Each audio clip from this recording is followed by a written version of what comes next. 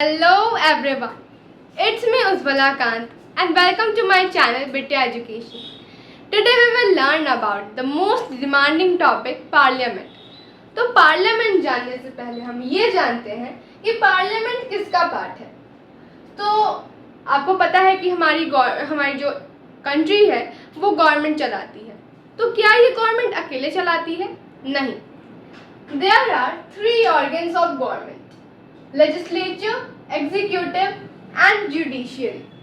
Legislature is the law making body. अब law making body क्या है? ऐसी बॉडी जो कानून बनाती है, नियम बनाती है, लॉज बनाती है, सो उसे हम लेजिस्लेचर बोलते हैं। Executive, implement of law. अब एग्जीक्यूटिव का क्या काम है? लॉ को इम्प्लीमेंट करना, लागू करना। Judiciary, punish law breakers.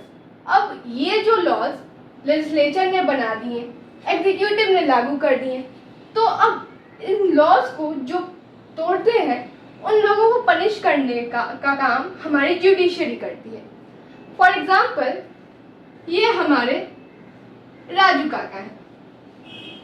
अब इनका जो बेटा है ये बहुत पढ़ा लिखा है, यूपीएससी क्रैक कर लिया, आईएएस बन गया, अब बड़ा हो गया है, शादी का टाइम हो गया है उसके। तो इन्होंने किसी से बात कर लिया कि हाँ तुम मुझे दहेज दे देना, और लेजिस्लेचर में ये लॉ पास हुआ था कि हाँ दहेज लेना जो है वो बैन हो गया है, दहेज लेना, डाउरी लेना बैन हो गया है, ये गलत बात है। एग्जीक्यूटिव ने उसे लागू कर दिया था और तभी ये दहेज की डिमांड कर रहे हैं। लड़की वाले जो है वो भी मान गए थे कि ठीक है चलो भाई दे देते हैं। तो वहाँ पर जो डिमांड हुआ था कि हाँ 10 लाख दे देंगे। अब फिर क्या हो रहा है कि दूसरे लोग आके इन्हें बोल रहे हैं कि क्या 10 लाख ले रहे हो, अच्छे खासे पोस्ट पे है तुम्हारा बेटा, तुमको 20 लाख दे दे रहे हैं हम। तो अब ये बोल रहे हैं पहले वालों से कि भाई हमको इधर 20 लाख मिल रहा है, तुम 10 लाख और बढ़ा दो, हम क्यों तुमसे 10 लाख ले जब हमको 20 लाख मिल रहा है, अगर नहीं दोगे तो रिश्ता कैंसिल। अब पहले वाले जो पार्टी थी लड़की के, उनको आया गुस्सा। उन्होंने बोला एक तो भाई लेजिस्लेचर में बैन हो गया है, एग्जीक्यूटिव ने लॉ को लागू कर दिया कि दहेज बैन है, डाउरी बैन है, तब भी तो हम तुम्हें दे रहे हैं, ऊपर से तुम और डिमांड कर रहे हो। लड़की वालों को आया गुस्सा और उन्होंने राजू काका के खिलाफ एफआईआर दर्ज करा दी। अब क्या होगा कि जुडिशरी इन्हें पकड़ेगी और जेल में चक्की पिसवाएगी और ये अपना दहेज का खर्चा वहीं पे चक्की पीसते पीसते निकालेंगे। तो देखिए, किसी ने लॉ बनाया कि हाँ दहेज लेना जो है वो बुरी बात है, लेजिस्लेचर ने लॉ बनाया, एग्जीक्यूटिव ने उसे लागू किया, राजू काका ने उसे तोड़ा और जुडिशरी ने उन्हें ठोका। तो ये बात अभी यहीं पे खत्म करते हैं। अब देखते हैं लेजिस्लेचर। अब लेजिस्लेचर जो है वो 2 लेवल्स पे काम करता है, सेंट्रल और स्टेट लेवल पे। तो सेंट्रल लेवल पे जो हमारा सुप्रीम बॉडी है लॉ मेकिंग का, तो वो पार्लियामेंट है। Parliament is our supreme law making body. तो पार्लियामेंट हमें कहाँ से मिला? ब्रिटेन से। और इसीलिए ब्रिटेन को हम संसद की जननी बोलते हैं, बिकॉज ये पार्लियामेंट का कॉन्सेप्ट हमने ब्रिटेन से ही लिया है। अब ये पार्लियामेंट वर्ड कहाँ से आया? तो ये पार्लियामेंट वर्ड हमें फ्रांस से मिला। कहाँ से मिला? फ्रांस से। ये आइडिया पार्लियामेंट का तो हमें भले ही ब्रिटेन ने दिया, बट ये पार्लियामेंट वर्ड हमें फ्रांस से मिला। अब पार्लियामेंट के 3 पार्ट्स हैं, president, Lok Sabha and Rajya Sabha. President को आप जब न्यूज़ देखते होंगे अपने पेरेंट्स के साथ, तो बहुत बार आपने सुना होगा न्यूज़ में कि राष्ट्रपति ने ये किया, राष्ट्रपति ने वो किया। तो वही राष्ट्रपति को इंग्लिश में हम बोलते हैं प्रेसिडेंट। तो प्रेसिडेंट जो है वो हेड ऑफ द नेशन है और फर्स्ट सिटीजन है, मतलब ये हमारे पूरे कंट्री के हेड हैं और इन्हें फर्स्ट सिटीजन का दर्जा दिया गया है। बट ये बस नाम के हेड है, रियल हेड कौन है? PM is our actual head of nation. PM जो है वो हमारे एक्चुअल हेड ऑफ नेशन है। फॉर एग्जाम्पल, मानिए कि ये आप हो और आपको भिंडी की सब्जी अच्छी नहीं लगती। मम्मी ने बोला कि हाँ कि आज मैं भिंडी की ही सब्जी बनाऊंगी, मेरे को भिंडी खाने का मन कर रहा है, आपको भिंडी अच्छी नहीं लगती। अब आप, अगर मैं आपसे पूछूं कि आपके फैमिली का हेड कौन है, तो आप बोलोगे कि पापा है। तो आप अपने पापा के पास जाओगे, तो अब वो तो बस नाम के हेड हैं, असली में जो हेड है वो हमारी मम्मियाँ हैं। तो आप बोलोगे पापा से कि पापा मुझे भिंडी की सब्ज़ी अच्छी नहीं लगती, मुझे खाना नहीं है। मम्मी बोल रहे हैं कि आज भिंडी की ही सब्ज़ी बनेगी। तो पापा भी क्या करेंगे, वो तो बस नाम के हेड है, एक्चुअल हेड मम्मी है। वो भी बोल देंगे आपसे कि हाँ, कि भिंडी सेहत के लिए अच्छी होती है, मुझे तो बहुत अच्छी लगती है, चलो हम आज तो खाएंगे, तुमको भी खाना पड़ेगा। तो अब जब जो सबसे हेड है उसका मतलब परमिशन वहाँ से मतलब अगर आ गया ऑर्डर कि नहीं खाना ही है, तो आप क्या करोगे, आप चुपचाप खाओगे, अब तो कुछ कर नहीं सकते।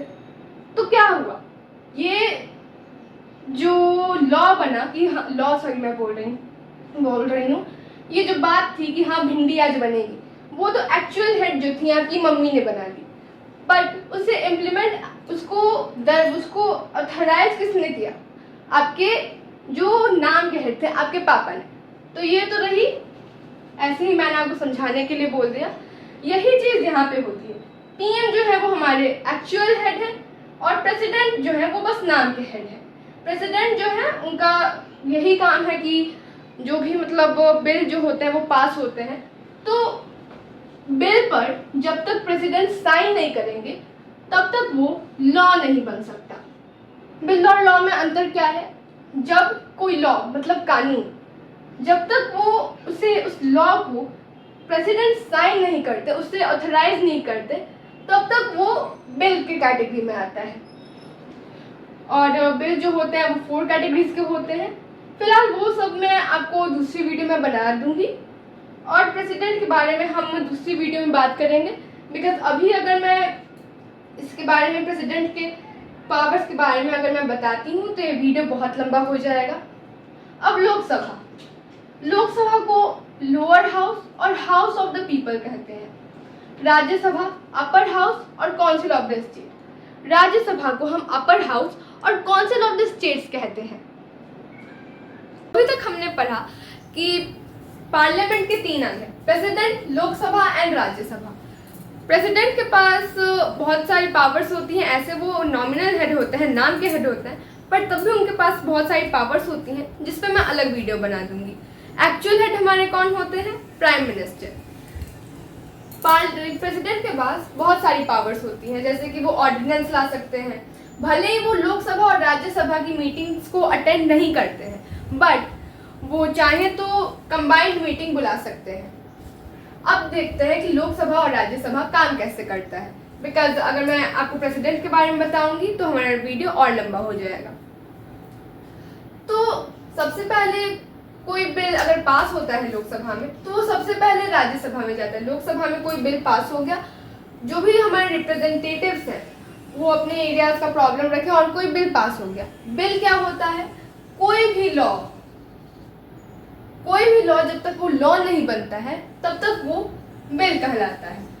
अब बिल लॉ कब बनता है, एक बिल तब लॉ बनता है जब प्रेसिडेंट उस पर साइन कर देते हैं, उसे ऑथराइज कर देते हैं, तो फिर वो बिल लॉ बन जाता है। तो जो भी हमारे रिप्रेजेंटेटिव्स होते हैं वो हमारी ज़रूरत के अनुसार लोकसभा में कोई बिल पास कर देते हैं, फिर उसमें डिस्कशन होता है, फिर अगर लोकसभा में मेजोरिटी से वो बिल पास हो गया फिर वो राज्यसभा में जाता है, फिर जब वो राज्यसभा से पास होता है तो फिर वो प्रेसिडेंट के पास जाता है, और फिर प्रेसिडेंट उस पर साइन कर उसे लॉ बनाते हैं और वो पूरे कंट्री के लिए ऑथराइज हो जाता है। तो अब देखते हैं लोकसभा और राज्यसभा काम कैसे करता है। तो लोकसभा का जो इलेक्शन होता है वो डायरेक्ट इलेक्शन होता है। वो किस पे निर्भर होता है, यूएएफ, यूनिवर्सल एडल्ट फ्रेंचाइज। अब यूनिवर्सल एडल्ट फ्रेंचाइज क्या है, 18+ लोग जो 18 ईयर्स के हैं या बड़े हैं उनके पास राइट टू वोट है। अगर आपको इस पे डिटेल वीडियो चाहिए तो मैंने अपने प्रीवियस वीडियो में बहुत सारे टर्म्स को डिटेल किया है, उनमें से एक यूनिवर्सल एडल्ट फ्रेंचाइज भी है। तो डायरेक्ट इलेक्शन कैसे, अब सपोज करिए ये हमारी कंट्री है और ये बहुत सारे स्टेट्स में बटी है, तो हर एरिया से लोग अपना अपना रिप्रेजेंटेटिव चूज करेंगे। फिर वो रिप्रेजेंटेटिव जो है वो लोकसभा में आएंगे और फिर वो अपने एरिया के प्रॉब्लम्स को रखेंगे और वो काम करेंगे अपना। तो लोकसभा का जो इलेक्शन होता है वो डायरेक्ट होता है। जो सिटीजन्स होते हैं वो इंडिया के, वो डायरेक्ट अपने रिप्रेजेंटेटिव को इलेक्ट करते हैं। और एक और बात, लोकसभा में सारा काम जो होता है वो बहुमत का होता है, मेजोरिटी का होता है। अब जैसे कोई पार्टी बनानी है, पूरे कंट्री में कोई एक पार्टी जीत गई, कोई एक पार्टी को सबसे ज्यादा वोट्स मिले, तो उस पार्टी की सरकार जो है लोकसभा में बन जाएगी और फिर वो सरकार क्या करेगी, हमारे लिए काम करेगी। तो लोकसभा में सारा खेल बहुमत का होता है, मेजोरिटी का होता है। कोई पार्टी बनानी है तो मेजोरिटी, अगर कोई बिल पास करना है राज्यसभा में तो अगर वो मेजोरिटी से पास होता है, बहुमत से पास होता है, तो फिर वो राज्यसभा में चला जाएगा। तो लोकसभा में डायरेक्ट इलेक्शन होता है। वही राज्यसभा में देखें तो यहाँ पर इनडायरेक्ट इलेक्शन होता है। इनडायरेक्ट इलेक्शन कैसे? राज्यसभा के मेंबर्स को हमारे चुने हुए रिप्रेजेंटेटिव्स चूज करते हैं, उन्हें हम एमएलए बोलते हैं, विधानसभा। अब हम विधानसभा बोले या फिर लेजिस्लेटिव असेंबली बोले, बात एक ही है। उनके मेंबर्स जो है राज्यसभा के मेंबर्स को इलेक्ट करते हैं। तो एमएलएस को तो हमने इलेक्ट कर दिया, जो भी 18+ लोग हैं, फिर ये एमएलएस राज्यसभा के मेंबर्स को इलेक्ट कर देंगे। अब राज्यसभा और लोकसभा एक ही घर के दो कमरे हैं, इसको आप एकदम क्लियर रखिएगा। पार्लियामेंट एक घर है, उसके दो कमरे हैं, एक लोकसभा एक राज्यसभा। पार्लियामेंट एक घर है, उसके दो कमरे, राज्यसभा और लोकसभा। आपको एकदम इसको क्लियर रखना है। और एक और तीसरा पार्ट है जो हमारे प्रेसिडेंट है। कौन है? प्रेसिडेंट, राष्ट्रपति जिन्हें हम हिंदी में बोलते हैं। तो इसमें इनडायरेक्ट इलेक्शन होता है। इसके मेंबर्स को कौन चुनता है? एमएलएस। एमएलएस को कौन चुनता है? जो जनरल पीपल होते हैं 18+।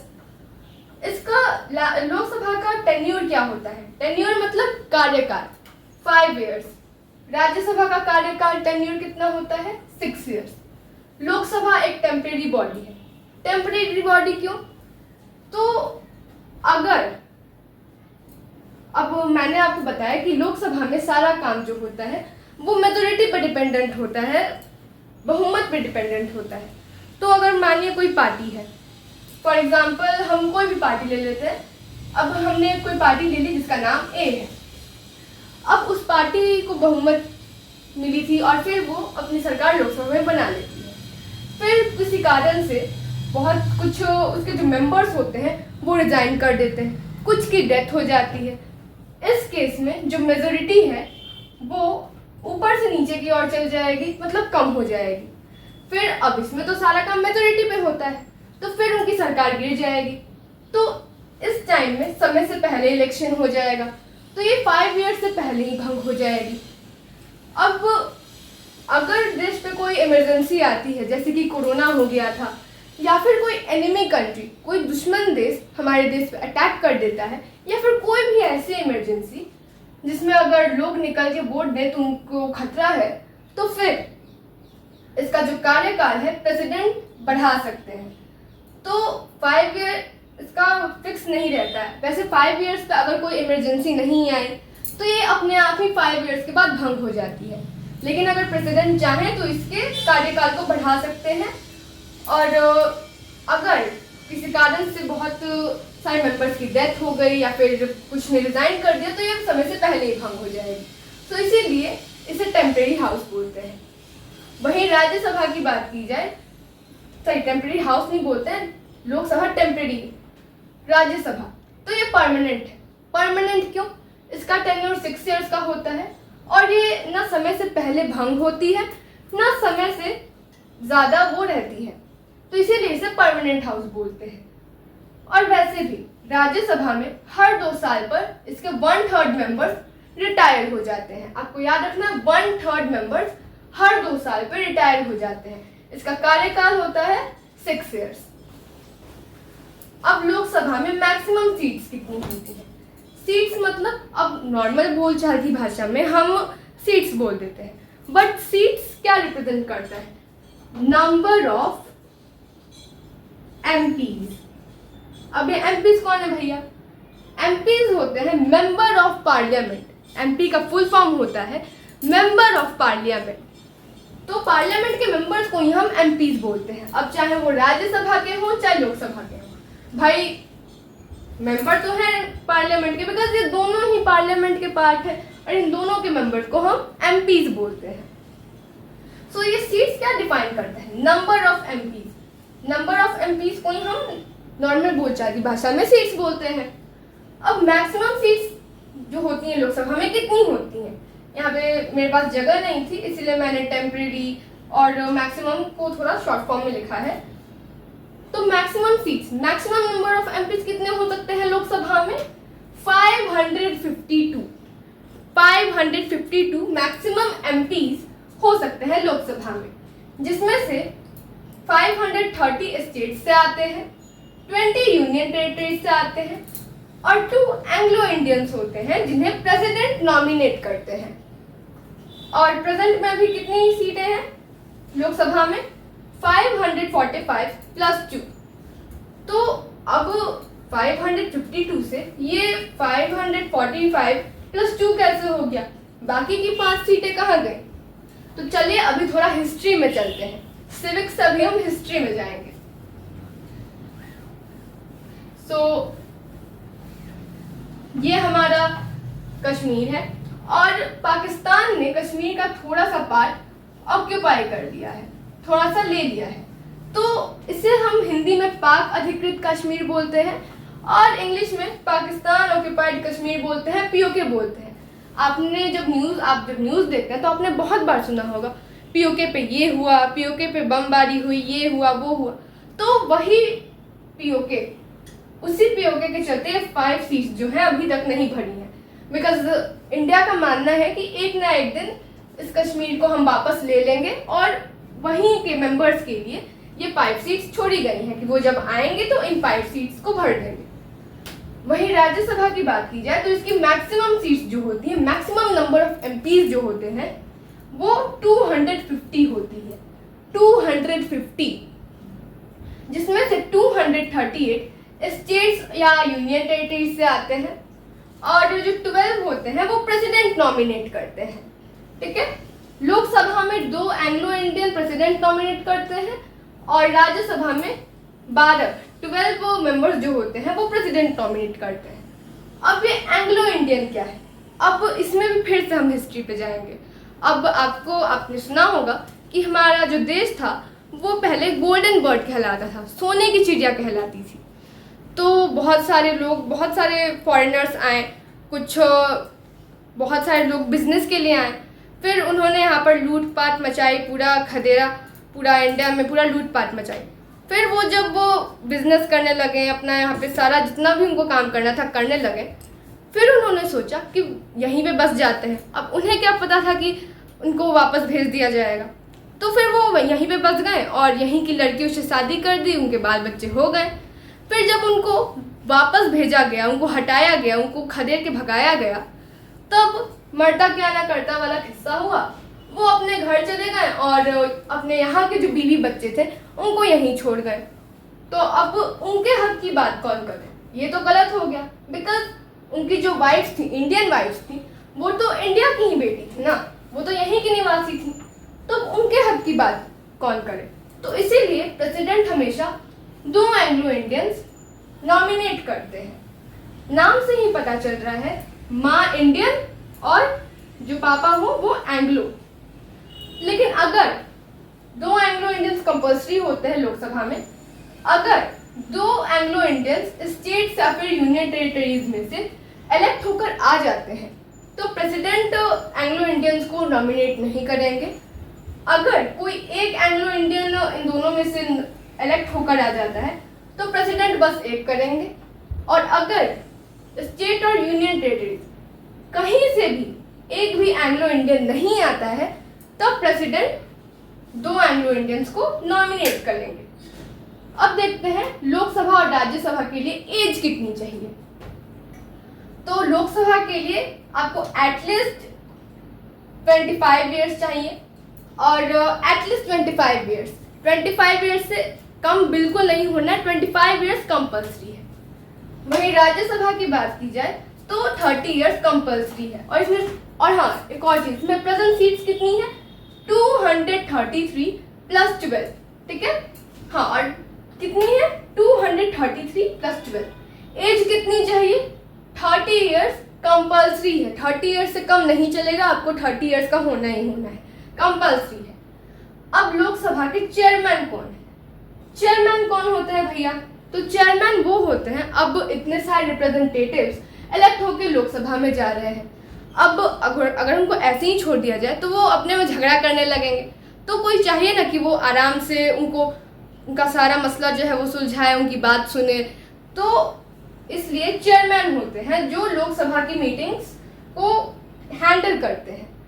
तो लोकसभा का चेयरमैन कौन होता है? स्पीकर। जब स्पीकर नहीं होते हैं तब डिप्टी स्पीकर उनके काम को संभालता है। वहीं राज्यसभा की बात की जाए तो इसके चेयरमैन कौन होते हैं? Vice president. आपको ध्यान रखना है, वाइस प्रेसिडेंट। प्रेसिडेंट जो होते हैं वो लोकसभा और राज्यसभा की मीटिंग्स अटेंड नहीं करते, बट वो चाहें तो कंबाइंड मीटिंग बुला सकते हैं और ऑर्डिनेंस ला सकते हैं। सो आई होप आपका आज का वीडियो अच्छा लगा होगा। आप चाहें तो स्क्रीनशॉट ले सकते हैं, और प्लीज़ मेरी वीडियो को लाइक, सब्सक्राइब और शेयर ज़रूर करें, बिकॉज मैंने बहुत सारे चैनल्स देखे हैं। ऐसा नहीं है कि ये सारी जो इन्फॉर्मेशन है वो और कहीं अवेलेबल नहीं है, बहुत सारी वीडियोस में अवेलेबल है। बट मैंने बहुत सारे बड़े बड़े टीचर्स की वीडियो देखी, उनमें मैंने देखा कि बहुत ज़्यादा डिटेलिंग किया गया है, जितना अभी हमारे दिमाग में घुस नहीं सकता है।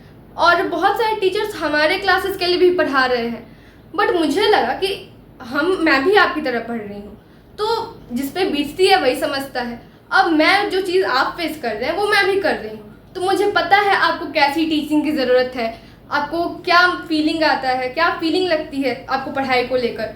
तो मैं आपके लिए ये चैनल लाई हूँ। Please like, subscribe and share ज़रूर करें, बिकॉज मैं भी आपकी तरह हूँ, मैं बस आपकी हेल्प करना चाहती हूँ। आपको बस एक काम करना है कि मेरी वीडियो को लाइक, सब्सक्राइब और शेयर करना है, और अपने डाउट्स आप क्लियर कर लेते हैं, आप अपने डाउट्स क्लियर कर सकते हैं। अगर आपको कोई भी टॉपिक में दिक्कत आती है तो आप प्लीज़ मुझे कमेंट करें। मैं गारंटी दे रही हूँ कि आपके जो सारे डाउट्स वो आप कमेंट में भेजेंगे वो एकदम क्लियर होंगे। आपको जितने बार पूछना है पूछो। अगर आपको वीडियो समझ नहीं आ रही है एक बार में, 2-3 बार देखो। बट अगर आपको तब भी नहीं समझ आ रही है तो आप कमेंट करो। मैं आपके लिए पूरी जिम्मेवारी ले रही हूँ कि मैं आपके सारे डाउट्स क्लियर करूँगी।